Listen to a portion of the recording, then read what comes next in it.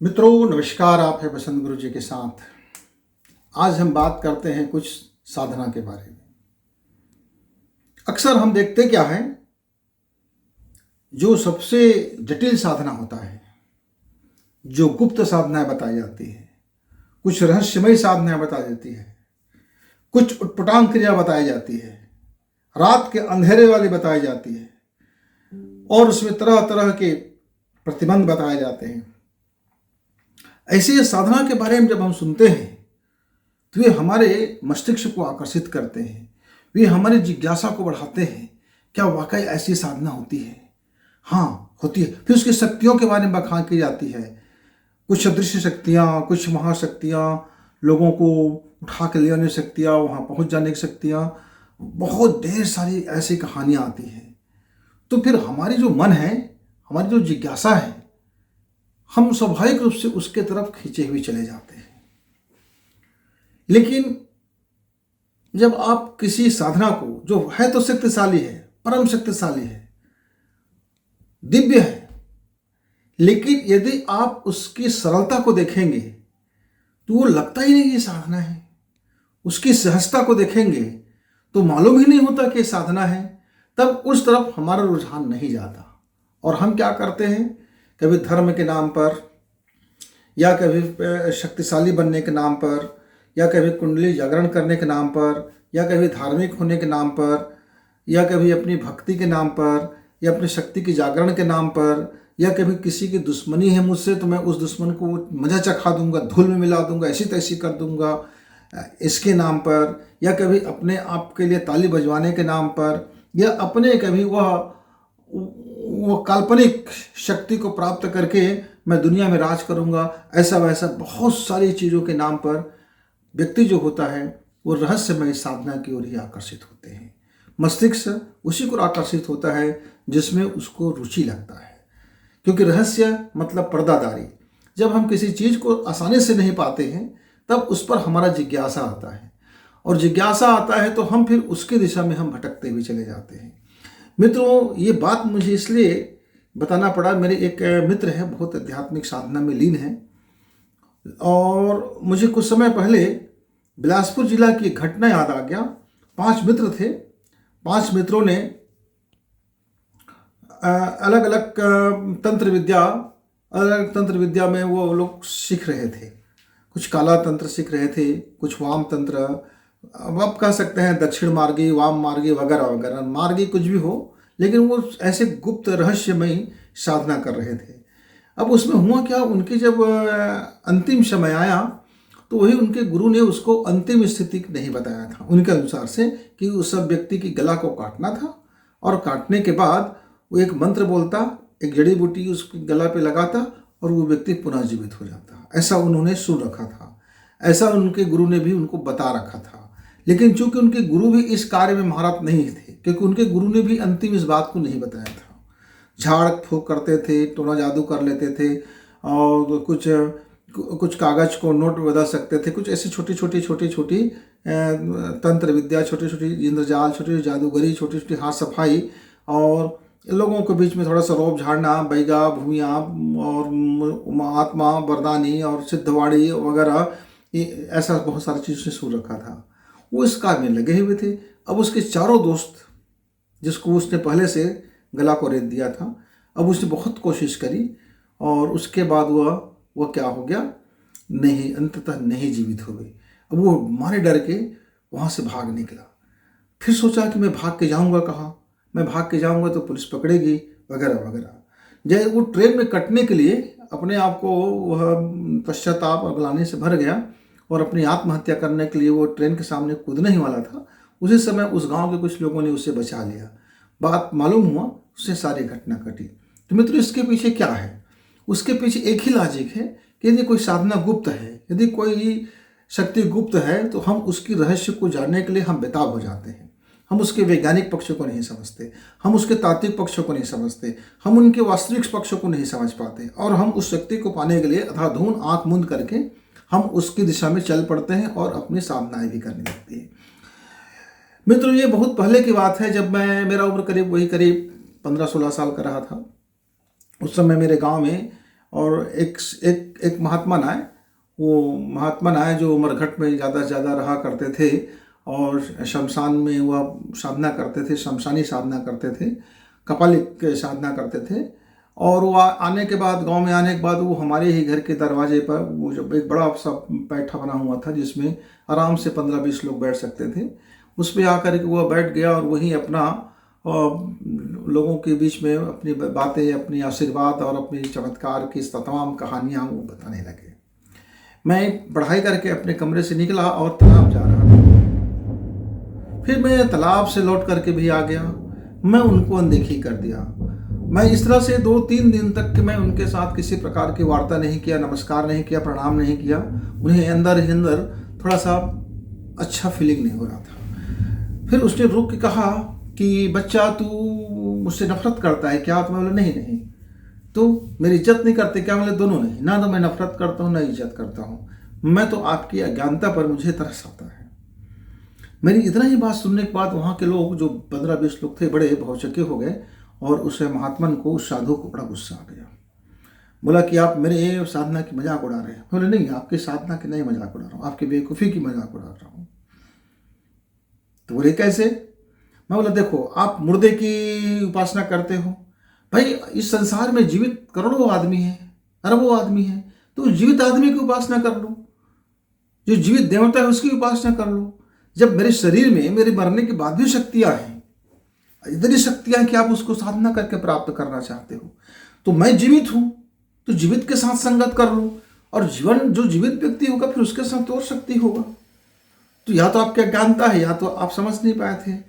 रह गई कपालिक साधना की बात। भाई जो मुर्दे इस खोपड़ी में जब इतनी ताकत है तो फिर मेरा तो जीवित खोपड़ी है जिसमें मैं गणित हल करता हूँ, विज्ञान हल करता हूँ, कई भाषाओं को सोचता हूँ, समझता हूँ, जब करता हूँ, अनुष्ठान करता हूँ, कुछ भी कर लेता हूँ। मेरी इस खोपड़ी का ही उपज है कि मैं आपके बात कर रहा हूँ, आपके बारे में सोच रहा हूँ, आपसे बोल रहा हूँ, ज्ञान प्राप्त कर रहा हूँ।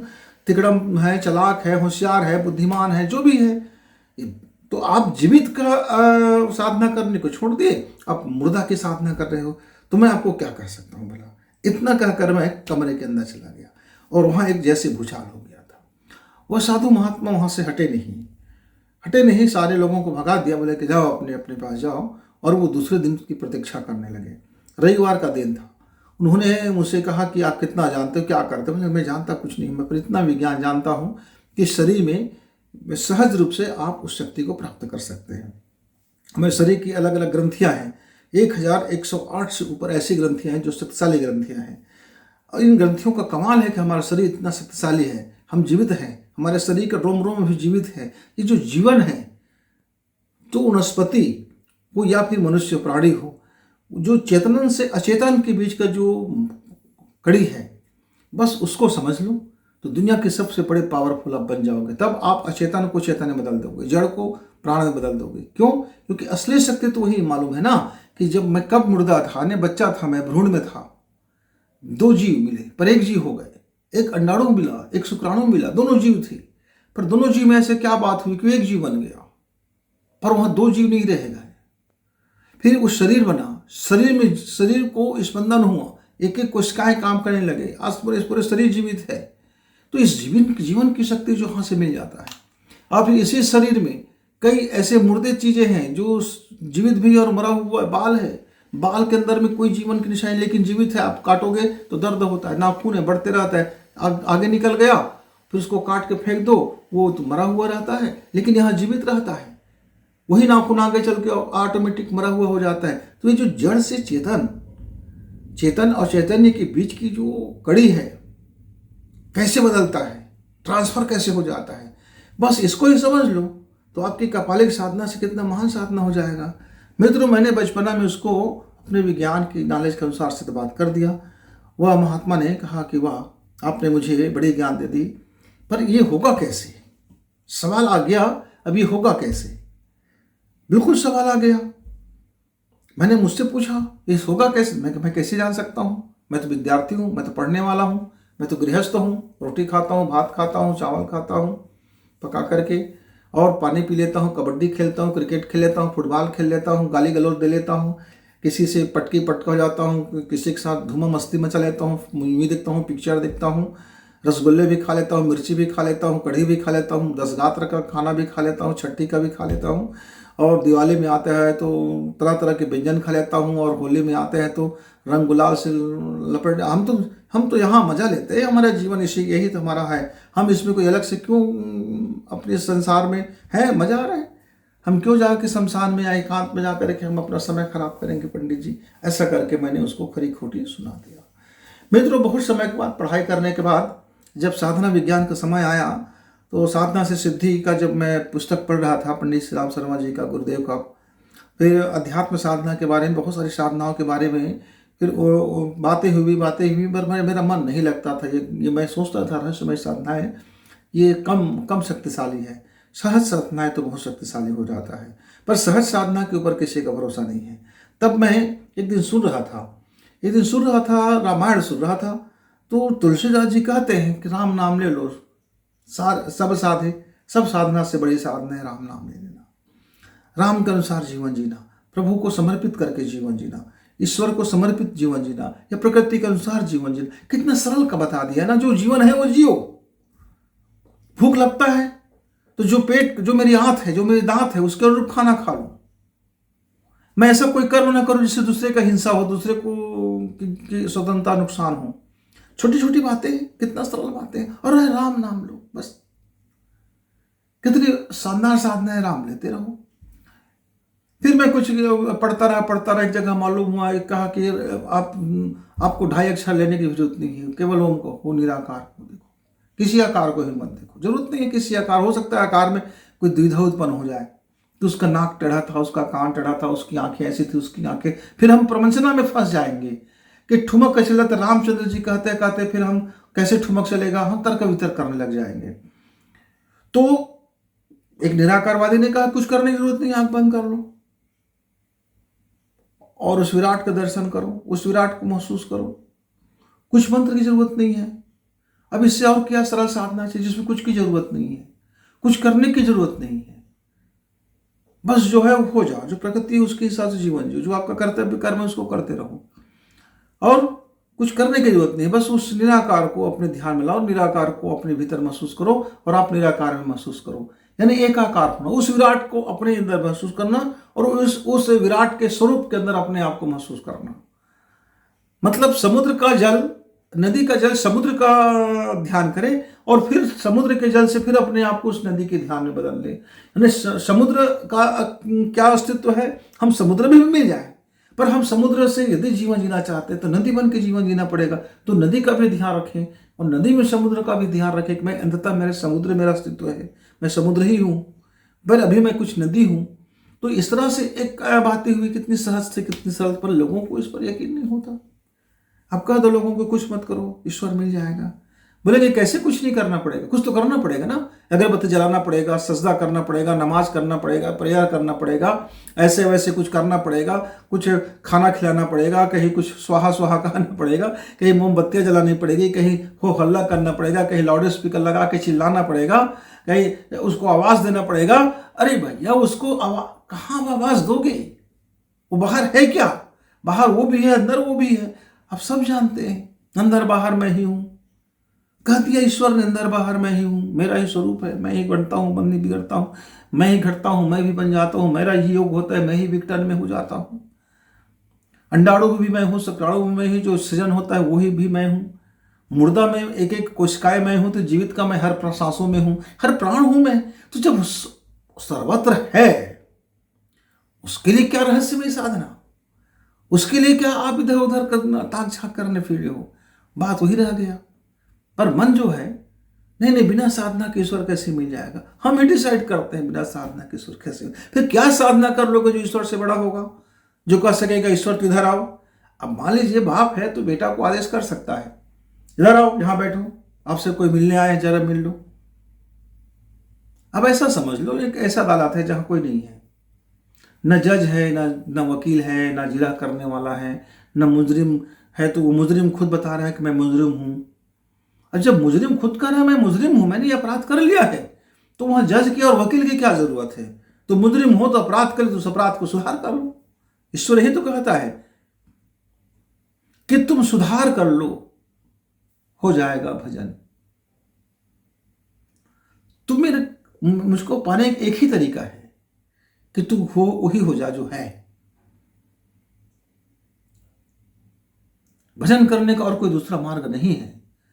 अपनी आदतें, अपना चरित्र, अपना सोच, अपने विचार, अपना जीवन, अपने दृष्टिकोण, अपना होने का मायने, अपने आप को समझना, अपने मैं हूं कौन हूं ये जान लो, और ईश्वर क्या है ये जान लो, दोनों में भेद कहाँ है ये समझ लो, भेद नहीं है तो क्यों नहीं है ये समझ लो, जो है तो है कैसा है, जीवन में कैसे उतारोगे, चरित्र में कैसे उतारोगे, हर सांसों में कैसे महसूस करोगे। ये इतनी सरल चीजें हैं मित्र कि लोग इसको साधना ही नहीं समझते, इसीलिए इसके ऊपर किसी का ध्यान नहीं जाता, उन्हें मजा नहीं आता। इसलिए लोगों को रहस्य में साधना बड़ी आकर्षित करते हैं। केवल एक राम नाम में पकड़ लो, दुनिया के शक्तिशाली मंत्र ओम पकड़ लो, उस विराट ईश्वर तक पहुंच जाओगे। कुछ मत पकड़ो, उस विराट ईश्वर तक पहुंच जाओगे। या सबको पकड़ लो तब भी उस विराट ईश्वर तक पहुंच जाओगे। सांसों में स्थिर हो जाओ तब भी विराट तक पहुंच जाओगे। सांसों से रिक्त हो जाओ तब भी विराट तक पहुंच जाओगे। सर्वशक्तिमान आपके अंदर में है, बस उसको समझ, उसके साथ मीटिंग कर लो। अरे भैया, जब आपके घर के भीतर में आपका कलेक्टर साहब है और आपको बिजली की समस्या है तो आप ऑफिस जाओगे क्या? अरे आपके घर में उपलब्ध है तो बोलोगे भैया कलेक्टर महोदय मेरी वैसी ऐसी बात है यार, जाना ऑफिस तो देख लेना। आप मुख्यमंत्री के घर में रहते हो, आप मुख्यमंत्री आपके मम्मी पापा जो भी है और आपको अपने मुख्यमंत्री से मिलना है तो क्या आपको अपॉइंटमेंट लेना पड़ेगा? अरे मुख्यमंत्री से मैं मिलना चाहता हूँ, अरे घर में है, खाना खाते समय बोल दिया मम्मी आप मुख्यमंत्री हो, ऐसा ऐसा मेरा काम है देख ले जरा। या आपका बेटा मुख्यमंत्री है तो पापा को जाना पड़ेगा क्या? मुख्यमंत्री आप बोल देगा बेटा ऐसा ऐसा है मेरी समस्या थोड़ा देख लेना, तो मुख्यमंत्री बोल देगा ठीक है मैं अपने पीओ को नोट करवा देता हूँ और तो आपका काम हो जाएगा। यानी यदि आपको सीधा मालूम है कि आप विराट आपके अंदर में है, यानी आपसे मीटिंग कर सकते हैं, आपसे बैठ के हो सकती है, आप उसके साथ उपासना कर सकते हो। उपासन मतलब आमने सामने मीटिंग कर सकते हो, बैठ सकते हो, महसूस कर सकते हो, छू सकते हो, खा सकते हो, पी सकते हो, उसके साथ में हर दिनचर्या कर सकते हो। लेकिन नहीं, ये इतनी सरल कैसे हो सकता है? भगवान इतने सहज रूप से थोड़ी मिल सकता है। तो उसके लिए फिर सीधी आंगन में टेढ़ी नाच करते हैं। आंगन सीधी है पर रास्ता जिग जाग ऐसा उतार चढ़ाव करते हैं, पहाड़ में चोटी में जाते हैं, कंदरा में जाते हैं, भूख मरते हैं और क्या क्या नहीं करते हैं, शरीर को तंग करते हैं, शरीर को नष्ट करने के उपाय करते हैं। मैंने जल छोड़ दिया, मैंने अन्न छोड़ दिया, मैंने हवा लेना छोड़ दिया, मैंने हवा देना छोड़ दिया, मैं खड़े नाथ हूँ, मैं बैठे नाथ हूँ, मैं चलते नाथ हूँ, मैं नमाजी हूँ, मैं प्रेयर हूँ, मैं गुरु का भक्त हूँ, मैं गुरु का भक्त हूँ। क्या कर रहे हो? मैं गुरु के नाम ले रहा हूं। कर्म क्या कर रहे हो? कर्म को मत पूछो, पाखंडी। तो पाखंडी रहस्यमयी साधना है। पाखंड करना बहुत बड़ी रहस्यमयी साधना है मित्रों। चालाकी करना रहस्यमयी साधना है, कमीनापन होना रहस्यमयी साधना है, धूर्त होना रहस्यमयी साधना है। और इतना झूठ के ऊपर झूठ बोलो कि झूठ पता ही चल जाए कि कितना आपने झूठ बोला, सारा झूठ सच लग जाए। ये कितना रहस्यमय साधना है। इसलिए साधना जितना ज्यादा गुप्त होता है लोग उस पर उतना ही ज्यादा आकर्षित हो जाते हैं। मेरे मित्र, यदि आपको साधना करनी है तो पहले अपने मन, अपने आचरण, अपना सोच, अपना विचार, अपना देखने का तरीका, अपना होने का तरीका, अपने मायने, इस सब को पहले साध लीजिए। ये जब आपका तंत्र सीधा हो जाएगा तो फिर जीवन में जो है वो मंत्र बनकर आपको सिद्ध ही कर देगा। तो जब तक आप अपनी साधना को या तो रहस्यमय साधना बना लो या तो सहज सरल साधना में चलो, तब तक गुरु जी को विदा। नमस्कार, धन्यवाद।